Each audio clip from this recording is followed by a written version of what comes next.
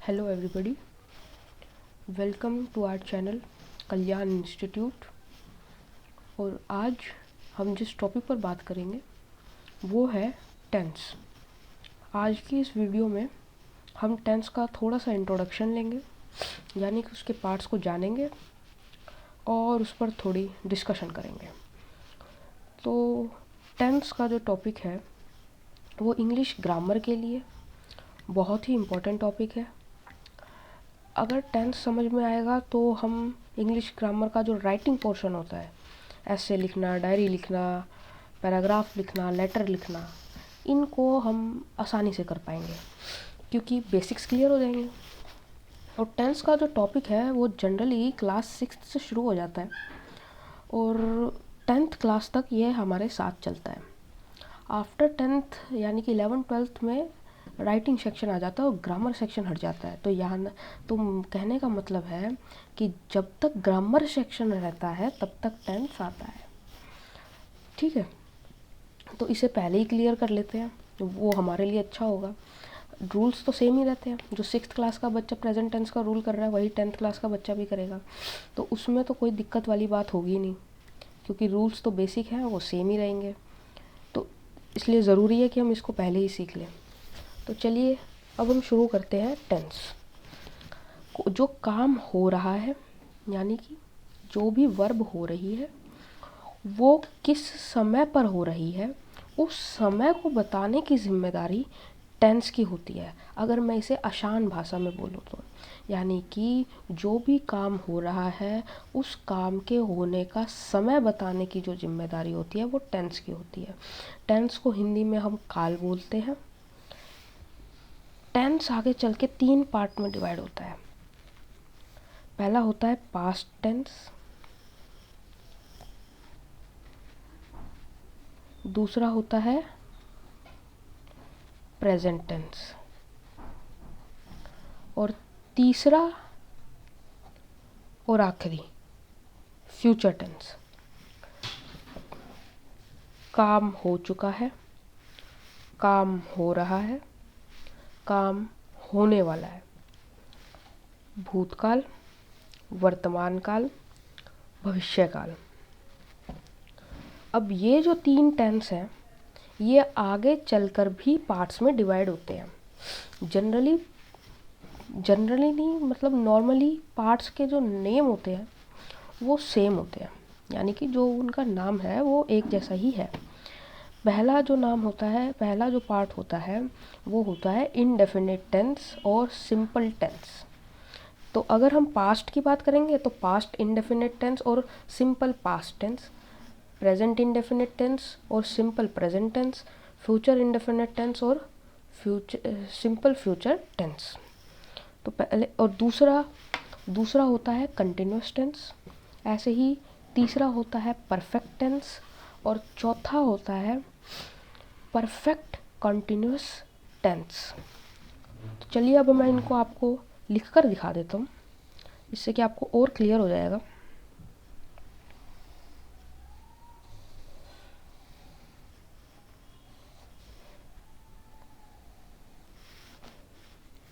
पहला होता है पास्ट indefinite टेंस और सिंपल पास्ट टेंस। अब इसमें आपको एक चीज़ ध्यान देने की ज़रूरत है, इनडेफिनेट और सिंपल पास्ट टेंस इन दोनों का मतलब एक ही है, कोई कन्फ्यूजन वाली बात नहीं है। कोरोना से पहले के टाइम की जो बुक्स थी, पहले जो हम बच्चों को पढ़ाया करते थे वो हम simple past tense, simple present tense, simple future tense पढ़ाया करते थे। लेकिन after corona when syllabus is revised, उसके बाद सिलेबस रिवाइज्ड होने के बाद बुक्स में इनडेफिनिट टेंस के कीवर्ड को ज़्यादा जोर दिया गया है। तो बच्चे कंफ्यूज हो जाते हैं कि इनडेफिनिट टेंस और सिंपल पास्ट टेंस का रूल्स क्या होगा। रूल्स सेम होंगे, बात एक ही हो रही है, चाहे आप पास्ट इंडेफिनिट टेंस बोल लो या सिंपल पास्ट टेंस बोल लो। ठीक है। अब भाई ए लिखते हो, ए को ऐसे लिख लो या ऐसे लिख, समझ में आई? इनडेफिनेट टेंस और सिंपल पास्ट टेंस एक ही बात है, रूल्स एक ही होंगे, कन्फ्यूजन वाली बात नहीं है, कन्फ्यूज मत होना। ऐसे ही हम आ जाएंगे प्रेजेंट इंडेफिनिट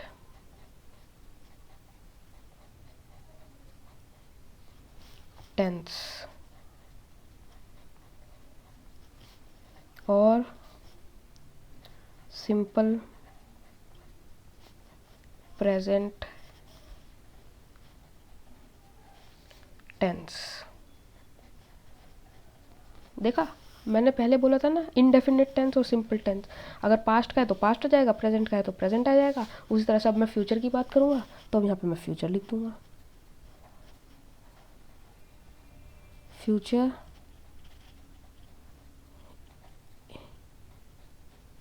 indefinite टेंस और सिंपल फ्यूचर टेंस। इसमें कोई आपको दिक्कत होनी नहीं चाहिए। फिर भी अगर आपको कोई दिक्कत है तो आप हमारे कमेंट सेक्शन में हमको बताना, हम आपकी दिक्कत, आपकी प्रॉब्लम सॉल्व करने की पूरी कोशिश करेंगे। अब नेक्स्ट पे आते हैं। अगला जो होता है वो होता है past continuous tense.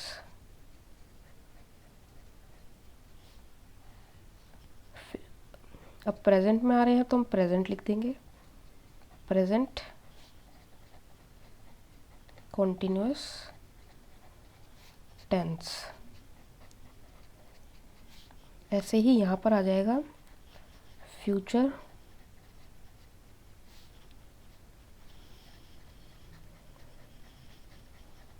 Continuous tense.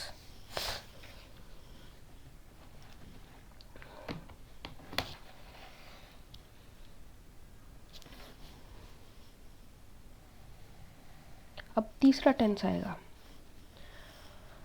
Past perfect tense.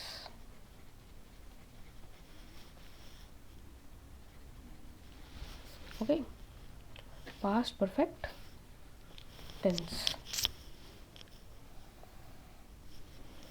उसके बाद प्रेजेंट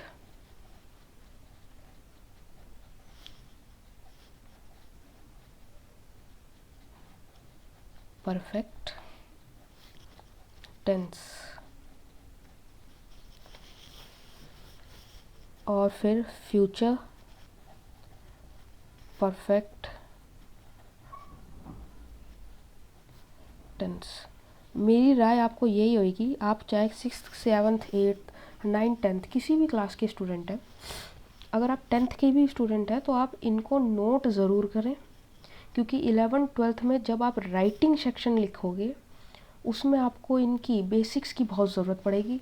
और अगर आप 6th 7th 8th 9th के बच्चे हैं तो आपको तो अपनी क्लासेस में इनकी ज़रूरत पड़ेगी ही पड़ेगी, क्योंकि बेसिक्स जो है वो स्कूल में बहुत मुश्किल से क्लियर होते हैं, क्योंकि पीरियड में इतना टाइम होता नहीं है और टीचर्स एक्सरसाइज करवाती हैं। तो यहाँ पर कोशिश करें कि आप अपने बेसिक्स क्लियर कर लें।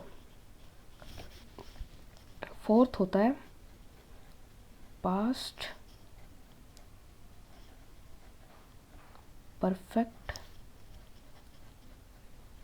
Continuous tense.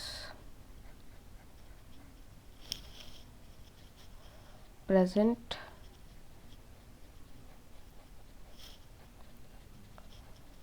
Perfect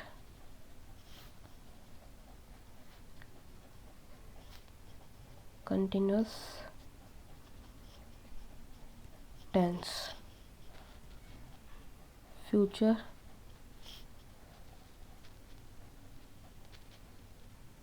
perfect continuous tense, ये हमारे रूल्स हो गए। पास्ट टेंस के 4 पार्ट,